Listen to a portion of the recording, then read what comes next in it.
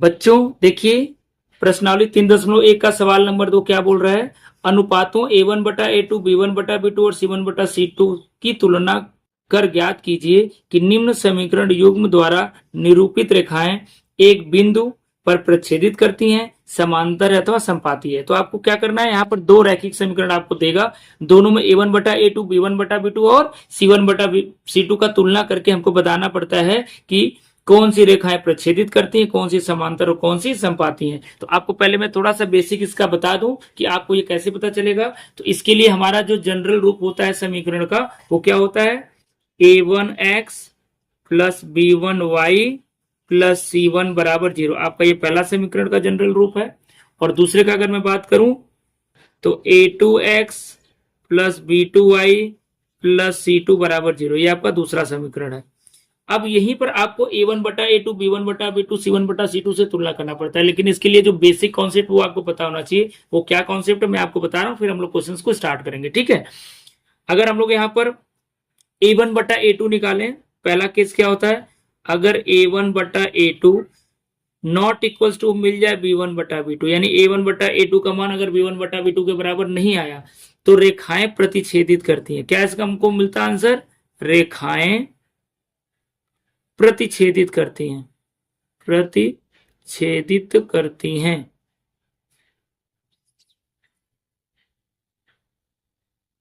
रेखाएं कैसे क्या करती हैं? प्रतिच्छेदित करते हैं।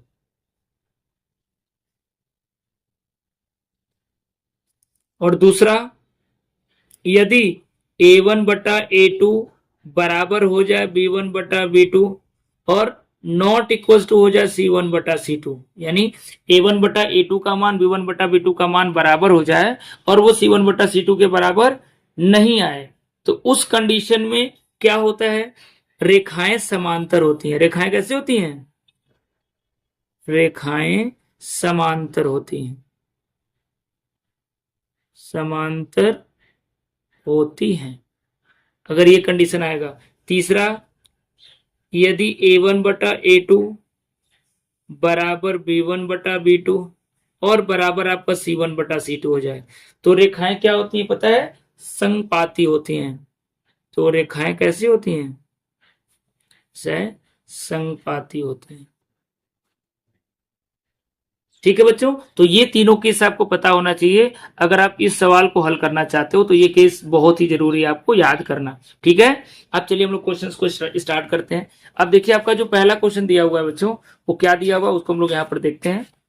पहला क्वेश्चन आपका देखिए बोल रहा है कि 5x ऋण 4y धन 8 बराबर 0, 7x धन 6y ऋण 9 बराबर 0। तो चलिए इसको मैं नोट करता हूं और इसको हम लोग चेक करते हैं कि तीनों में से कौन सा केस आ रहा है। तो जो पहला पार्ट है आपका यहाँ पर हल का, वो सवाल आपका है 5x ऋण 4y धन 8 बराबर 0, और दूसरा आपका दिया हुआ है 7x धन 6y ऋण 9 बराबर 0। ठीक है, तो अब आपको क्या करना है, इसको दो समीकरण ले लेना। आपका ये पहला समीकरण, ये दूसरा समीकरण है। सबसे पहले हम लोग A1 बटा A2 निकालेंगे, फिर B1 बटा B2 निकालेंगे। तो यहाँ पर देखिए A1 बटा A2 का मान कितना जाएगा? A1 का मतलब 5 दिया हुआ है और A2 को कितना दिया हुआ? 7। काट भी नहीं सकते क्योंकि खुद ही सिंपलेस्ट फॉर्म में है। अब अगर यहाँ पर हम लोग B1 बटा B2 निकालते हैं तो क्या आएगा? ऋण 4 बटा 6, 2 से कट जाएगा तो ऋण पहले बचेगा, 2 दूना 4, 2 3 6। अब यहाँ पर देखिए, क्या A1 बटा A2 का मान B1 बटा B2 के बराबर है? नहीं है। तो क्या लिखोगे? सिंस A1 बटा A2 is not equal to B1 बटा B2, तो कौन सा केस बनेगा? पहला वाला। और रेखाएं कैसी होंगी? रेखाएं प्रतिच्छेदित करेंगी। क्या करेंगी? रेखाएं प्रतिच्छेदित करेंगी। ठीक है, तो चलिए हम लोग क्या लिखेंगे? अतः रेखाएं रेखाएं क्या करेंगी? प्रतिच्छेदित करेंगी, छेदित करेंगी। आई होप आपको समझ में आ रहा होगा।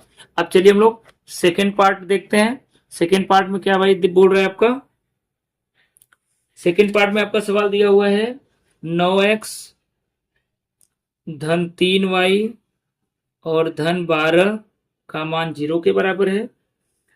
18x धन 6y धन 24 बराबर क्या है 0 है। तो ये दो आपको दिया गया है समीकरण, ये आपका समीकरण 1 हो गया और आपका ये समीकरण 2 हो गया। यहाँ पर भी हम लोग सेम काम करेंगे, पहले a1 बटा a2 निकालते हैं, कितना आएगा देखिए 9 बटा 18, 9 से काट दीजिए, 9 एक कम 9, 9 दूना 18, यानी a1 बटा a2 का मान 1 बटा 2 आ गया। अब आप b1 बटा b2 निकालेंगे, तो b1 के जगह देखो 3 दिया है, b2 के जगह 6 दिया है, काटोगे तो 3 एकम 3, 3 दूना अच्छा। अब यहाँ पर देखिए a1 बटा a2 b1 बटा b2 का क्या हो गया बराबर हो गया। तो अब हमें c1 बटा c2 भी यहाँ पर निकालना पड़ेगा। अब चलिए अगर c1 बटा c2 हम लोग निकालते हैं तो देखते हैं क्या आता है। c1 बटा c2 निकालिए, c1 का मतलब 12 है और c2 का मतलब कितना है 24, 12 कम 12, 12 दूना 24, तो ये भी 1 बटा 2 आ गया। मतलब यहाँ पर क्या हो गया आपका a1 बटा a2 बराबर हो गया b1 बटा b2 और बराबर क्या हो गया c1 बटा c2। तो यहाँ पर देखिए जब तीनों बराबर होता है तो केस में आपको क्या पता है रेखाएं कैसी होती हैं, संपाती होती हैं। तो आप यहाँ पर लिखोगे अतः रेखाएं कैसी हैं, अतः रेखाएं संपाती हैं। बस यही आपको करना है, बहुत आसान है ये क्वेश्चन, ठीक है। अब चलिए हम लोग थर्ड वाले पार्ट भी कर लेते हैं। थर्ड पार्ट में क्या आपका बोल रहा है भाई, समीकरण को पहले हम लिख लेते हैं। क्या बोल रहा है आपका 6x ऋण 3y, 6x ऋण 3y धन 10 का मान 0 के बराबर है। ऐसे ही 2x ऋण y और धन 9, ये भी मान किसके बराबर है 0 के बराबर। तो इस तरीके से हम लोग सेम काम रिपीट करेंगे। आपका ये समीकरण नंबर 1 हो गया, ये समीकरण नंबर 2 हो गया। फिर से वही काम करना है आपको, पहले a1 बटा a2 को निकाल लेना है।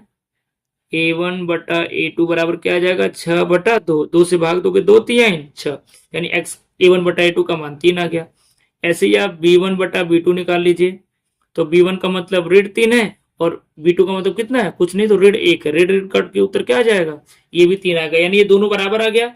जैसे ही दोनों बराबर आ जाएगा मतलब हमको अब c1 बटा c2 को भी निकालना है, क्योंकि वही कंफर्म करेगा कि वो रेखाएं संपाती की समांतर है। c1 का मान कितना है 10 और c2 का मान कितना है 9, काट नहीं सकते। तो यहां पर क्या मिला a1 बटा a2 बराबर मिल गया b1 बटा b2, लेकिन नॉट इक्वल टू c1 बटा c2, यानी देखिए ये दोनों मान बराबर, ये बराबर नहीं है। तो इस केस में मैं आपको क्या बताया था कि रेखाएं कैसी होती हैं समांतर होती हैं। तो आप उत्तर में क्या लिखोगे भाई, अतः रेखाएं कैसी हैं, अतः रेखाएं समांतर हैं, अतः रेखाएं समांतर हैं। तो कुछ इस तरीके से आपको क्वेश्चंस करने हैं। आई होप आपको ये कॉन्सेप्ट और ये तीनों पार्ट अच्छे से समझ में आया होगा। अगर वीडियो सच में पसंद आया हो तो वीडियो को लाइक करना नहीं आपको भूलना है, क्योंकि वही हमें मोटिवेशन देता है कि हम आप और अच्छे से आपके लिए काम कर सके। अगर आप पहली बार हमारे चैनल पर विजिट किए हैं तो चैनल को भी सब्सक्राइब कर लेना, ठीक है। अब नए वीडियो में एक नए क्वेश्चंस के साथ मिलेंगे, तब तक के लिए थैंक यू सो मच।